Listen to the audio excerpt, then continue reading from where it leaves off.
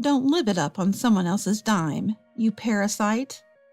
My husband and I, along with my brother and his wife, found ourselves on an overseas trip due to certain circumstances. We managed to get under Belle's skin, leading to her hurling insults at us at the airport. Enraged, Belle started shouting and telling us to go back to America. My husband burst into laughter at her words. All right then, let's head back home.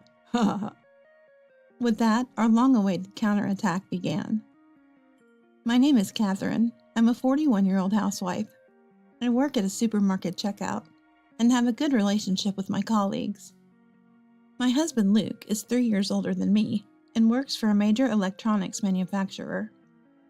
He's currently the manager of the General Affairs Department and is rumored to be a candidate for the next department head. My husband, who is deeply trusted by his subordinates and is very dedicated to his work, is a source of pride for me. One day, out of the blue, my brother Mike, who is a lawyer, paid us a visit. My brother and I have always been close, often sharing meals together. My husband has treated my brother like his own, and the three of us going out for meals was one of my joys. However, since my brother got married, these outings have become much less frequent. I've been avoiding Belle, my sister-in-law, because we don't get along, which has also reduced the time I spend with my brother. And now, suddenly, my brother had come to our house. Naturally, my husband and I were both surprised and asked him what was going on. I need a favor from you guys. We could tell something serious was up from the grave tone in which my brother started the conversation. He pulled out several photos and a voice recorder from his pocket and spread them out on the living room table for us to see. Belle, she's cheating. There in the photos was Belle, arm in arm with a man, presumably her lover, heading to a hotel. The voice recorder contained Belle's voice, affectionately talking on the phone with her lover at home. Conclusive evidence of her infidelity was right there. While Mike is at work, what is she doing? This is unbelievable. I was more furious than the person involved. It's absurd to stay silent when your dear family is being treated so terribly. I stood up from the sofa, pointing at the photos and raising my voice. But my voice halted abruptly when I saw someone in the pictures. Hey, Mike, the person in this photo is... Just as I thought. I came here to confirm that too. Convinced by my brother's words, I exclaimed in surprise. What? My sudden outburst startled my husband, who clutched his heart and said, You scared me. Don't shout all of a sudden. What's going on? This guy, he was my classmate in middle school. He was known for playing baseball, being irresponsible, and being a notorious womanizer.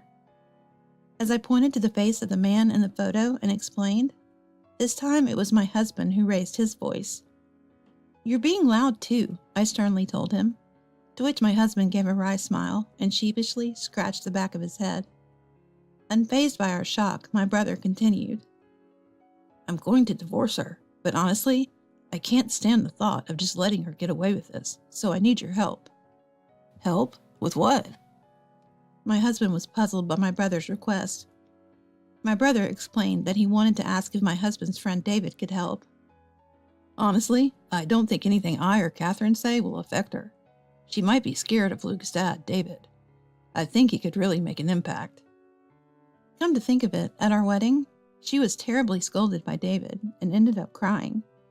I remembered at our wedding, when Belle, who was still just dating my brother, came into the dressing room.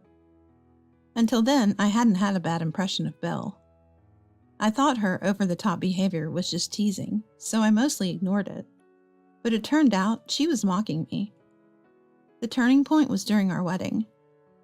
As soon as Belle entered the dressing room, she burst out laughing at me. Pointing at me in my bridal gown, she started mocking me. You? In pure white? You're already pale and chubby. The white dress just makes you look even bigger. Belle was taking pleasure in ridiculing me. I was about to snap at her, despite her being overweight herself. But luckily, my father-in-law David was there too. He had been quietly reading a book nearby until my husband returned to the dressing room. David closed his book, slowly approached Belle, and began to confront her. Hey you, what do you think you're doing? Speaking like that to my son's bride? Belle's inexcusable remark had caught David's attention, and now this formidable man, easily over 6 feet tall, was towering over 5-foot-tall Belle, intimidatingly demanding her to repeat what she said. David, naturally intimidating with his rugged features, would scare anyone at such close quarters. As expected, Belle looked like she was about to cry. It's not like that. I was just teasing, that's all. Belle's pitiful excuses didn't convince David at all. Teasing? You find it funny to say such things? How old are you? You're not 3 years old to say such ridiculous things. David, with his sound reasoning, pressed Belle, who was clearly shocked and started to cry, apologizing on the spot. I had to intervene to calm David down, as he seemed relentless in his scolding. Remembering this incident, I explained the situation to my husband, who immediately called David. Hey Dad, it's been a while. Actually, I need a favor. Do you have a moment? Huh, long time no see. A favor, huh? If it's about money, I can't help you. Ha ha ha. David joked heartily as he laughed. David, a straightforward and hearty man, is sincere and dedicated in his profession. He works in construction, traveling around the world. Currently, he is living in Indonesia, moving from one developing country to another. Bringing up such a matter to David, I knew it could lead to a scolding or being a nuisance to him, but we were prepared for that. My husband thought it would be better for my brother, who could explain the situation more calmly and accurately, to talk to David.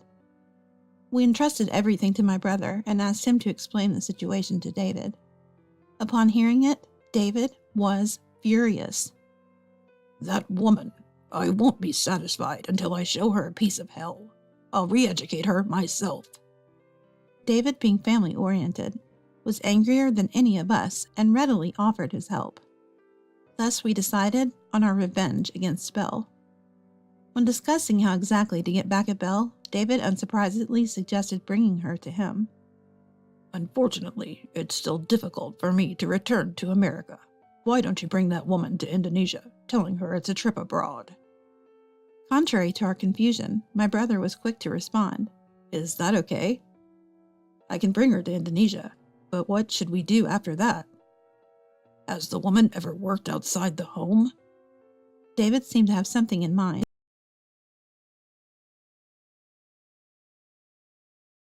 He first inquired about my brother's domestic situation. She used to work in medical administration before marrying me, but has been a housewife since. She said she wanted to properly keep the house and all that. What a load of nonsense. Luring men and then talking about keeping the house. I've decided, when she comes here, making sure her plane ticket is one way only. What do you mean, David? We all exchanged surprised glances at David's statement. While we were confused, a mischievously laughing David could be heard on the other end of the phone. I'll take care of that woman for a while. I've been short of hands and looking for help. Let her work hard for a while. Maybe get in some exercise too. David's words were laden with meaning, and I could almost see his wicked grin. I hear evil laughter. I swear never to make an enemy of this man, I thought to myself. Thus we decided on Belle's vacation trip, which was actually our revenge plan. We immediately began to put it into action. As instructed by David, we arranged a dinner with my brother and his wife and had my brother invite Belle on an overseas trip. Even though Belle threw veiled insults at us during the dinner, I didn't let it bother me. Now is the time to make fun of us like this. This is our last chance to mock us, I thought to myself. Finally, the day of departure arrived at the airport. We were astonished by Belle's extravagant attire. What are you wearing? We're going abroad, and you couldn't dress up more flamboyantly? Belle taunted us while putting on a large hat. To Indonesia? Does she think she's a celebrity? I wonder what this person is thinking. Are you planning to be a celebrity? Walking beside her was embarrassing, so we kept our distance and confirmed the plan with my brother.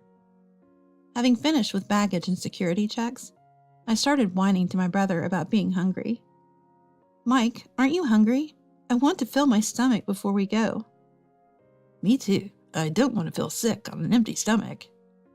Then shall we go to a restaurant? Wait, if we're going to a restaurant, let's split the bill. We're already paying for your trip. Belle insisted. As expected, Belle, who is very particular about money, reacted to our actions. She had even had a big argument with my brother over paying for this trip. Despite not earning the money herself, she was acting all high and mighty. My brother and I exchanged glances and laughed. Careful not to let Belle notice, as everything was going according to plan. We headed to a floor lined with restaurants and entered the most expensive one we had researched beforehand, ignoring Belle's attempts to stop us. We ordered the priciest dishes, 2 per person, and decided to drink wine. A whole bottle of wine was prepared, and the bill came out to a substantial amount. "Wait a minute. You guys are paying for this, right? We're already spending most of our money on this trip." Belle was truly obsessed with money. Without a word, I handed the bill to my brother, who paid with his card. Belle, seeing this, started yelling at him. "What are you doing? Why are we paying the whole amount when they're the ones eating like fools?" We invited them on this trip, right? It's only natural to treat them to a meal if we want them to enjoy themselves. "I can't believe this. Are you out of your mind?" Belle continued to shout, regardless of being inside a restaurant. Successfully irritating Belle, we paid and finally boarded the plane. We enjoyed our flight in the first-class seats my brother had reserved. This too was part of the act to infuriate Belle. Throughout the flight, my husband and I continued to raise Belle's tension, enjoying expensive wines and appetizers. Belle, unable to scream on the plane, was visibly seething with anger. We found the entire situation amusing and continued to indulge in luxury while infuriating Belle. We can't help but find the scene strange. I was enjoying a momentary luxury as I continued to increase Belle's anger gauge. After nearly 8 hours, we finally landed. Though I wanted to stretch my legs after landing, we had one final act to perform. My husband and I, along with my brother, stopped at various souvenir shops in the Indonesian airport and bought a range of local products. "What are you doing? We just got here." "But we might get hungry at the hotel, right? Mike, can we buy this too?" "Sure, go ahead. Luke, you too. Don't hold back." "Thank you, Mike." We ignored Belle and kept buying items, filling our basket with local specialties and unique shirts. With our hands full, we started heading to the car that was supposed to pick us up, and that's when it happened. "Enough is enough, you guys." As we were leaving the airport entrance heading towards the parking lot, Belle suddenly screamed. The 3 of us exchanged glances and signaled each other with our eyes before turning dramatically towards her. "What's wrong, Belle? You're shocking everyone around us." "What's wrong? Your nerves. How much of someone else's money do you plan on spending? Mike, aren't you being ridiculous?" "Why? It's a trip. We're supposed to enjoy it. If we don't, there's no point in bringing you along." Belle, frustrated with no one taking her side, finally lashed out at us. "Don't luxuriate on your husband's money, you parasites. We don't need you. Go back to America right now." My husband burst out laughing, as if he had been waiting for these words. Our long-awaited moment had arrived, and our counterattack was about to begin. "All right then, let's go back." Laughing at Belle's words, my husband and I turned towards the airport, pretending to leave. Go. You're in the way. We're staying. Just go back on your own, you beggars." Her words were like those of a small child trying to stand up for themselves. My husband and I struggled to keep up the act, as we couldn't help but laugh at her ridiculous outbursts. Should not. We need to stay composed. If Belle finds out about our plan, it will all fall apart. As we were thinking this, Belle continued to hurl insults at us. Then suddenly, David appeared behind her. Why don't you just enjoy Indonesia with me alone? David said, placing his hand on Belle's shoulder and smiling broadly. Surprised by his voice and the touch on her shoulder, Belle jumped. Recognizing the familiar voice, her face drained of color, and she slowly turned around, terrified. Seeing David, Belle screamed and involuntarily sat down. Her ridiculous reaction made everyone but Belle burst into laughter.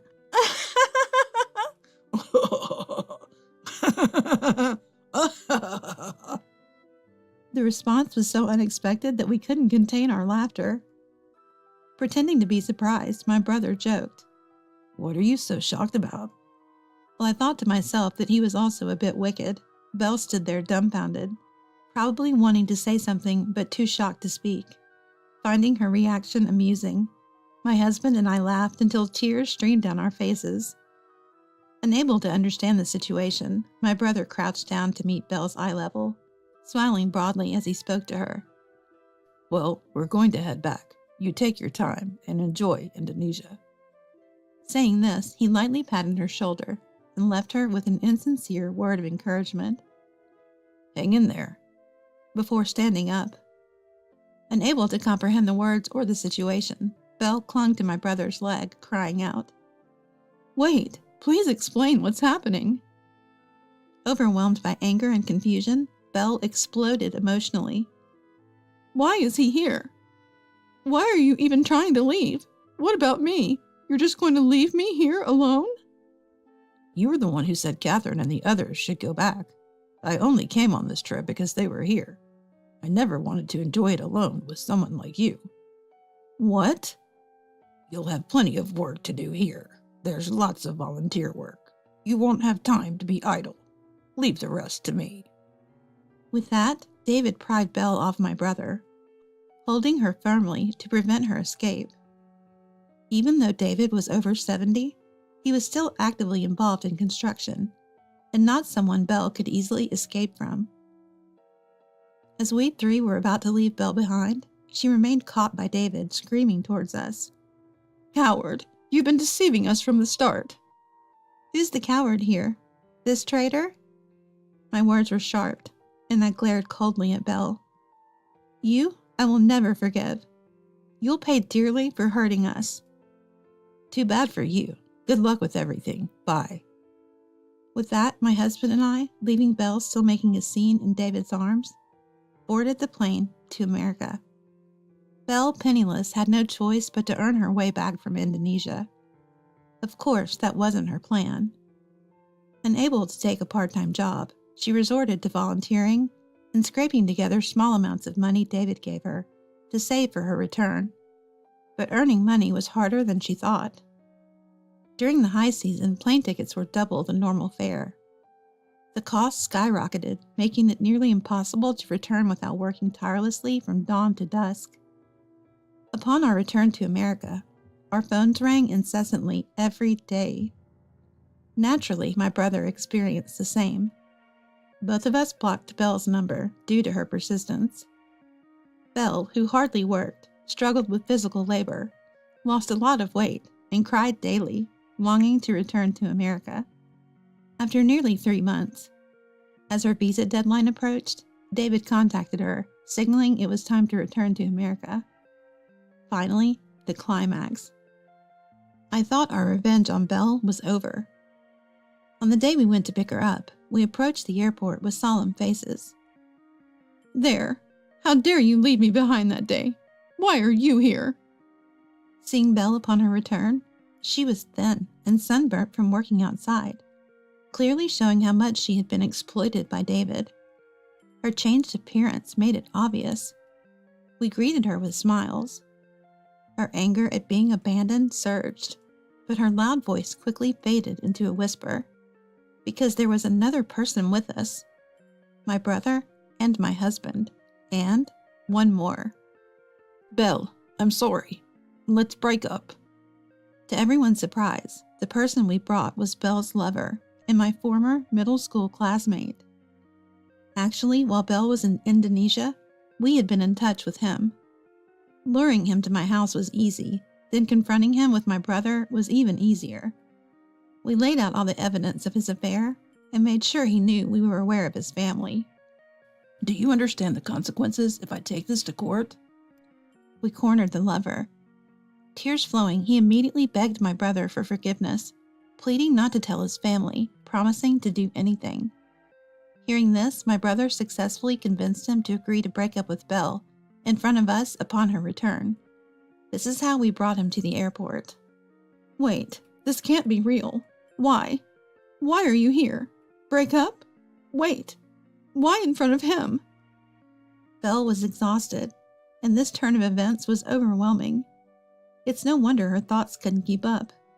Panic was evident on her face, fearing the revelation of her affair, but it was too late for her. We felt no sympathy for her, nor did we owe her any explanation. My husband and I silently watched my brother's actions, glaring at Belle. You must have had your fun until now, haven't you? No, please wait. It's not like that. Please, don't say anything more. Our life together ends here. Let's get divorced. No, I don't want that. Please. I won't ever do this again.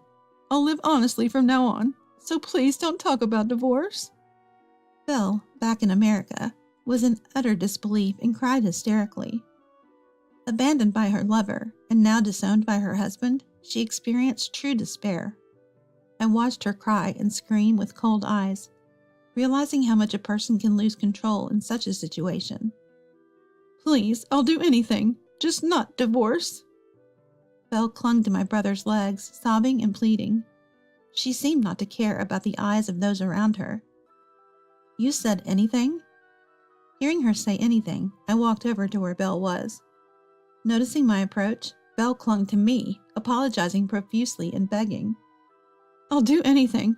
I'm sorry for everything I've done to you. Please persuade him not to divorce me. If anything means anything, then never show your dirty face to us again. Honestly, just seeing your face makes me sick.